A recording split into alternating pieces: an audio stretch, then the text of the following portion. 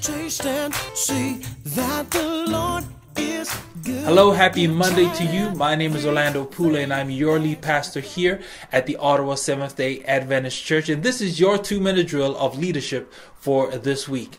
Over the past 5 weeks, we have been talking about how we can be authentic leaders, and 5 principles were put forward for 2 reasons. Number 1, for you to become a better person, but also for us to be better leaders in the spheres that we are in. We're just going to go back and recap over the 5 principles of how we can be authentic leaders. The first part of these principles talks about an authentic leader must have a vision.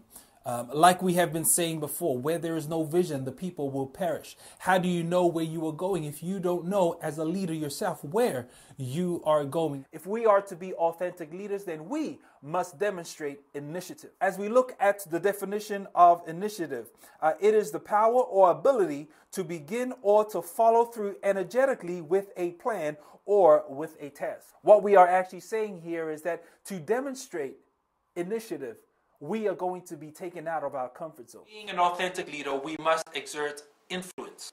And so as we look at this word of influence and influenza, they actually come from the same word, which is to catch or to be contagious. What I am saying that if I as a leader have passion to reach the lost, then those who are around me, I'm hoping that it will be contagious enough that they will catch also the passion that I have in saving the lost. Speak about today, in order to be an authentic leader, we must have impact. Now, I'm a sports guy. I love to watch sports, any kinds of sports. And one thing that you will always notice with team sports is that there is always that one player. We call them impact players. One of the things about us as being impact leaders is that we have to elevate those who are around us. It's just natural for us to pour ourselves into other people.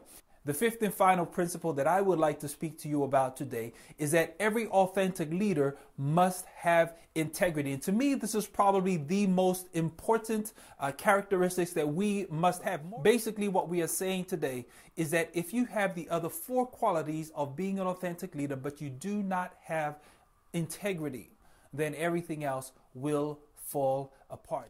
Well, there you have it. 5 weeks, 5 different principles, and 5 different ways to challenge us in our style of leadership. But all of these point to one thing and one thing only, that Jesus is our master leader. And the type of leadership that he portrayed in his ministry, if we are to be successful as leaders, is to follow in his footsteps.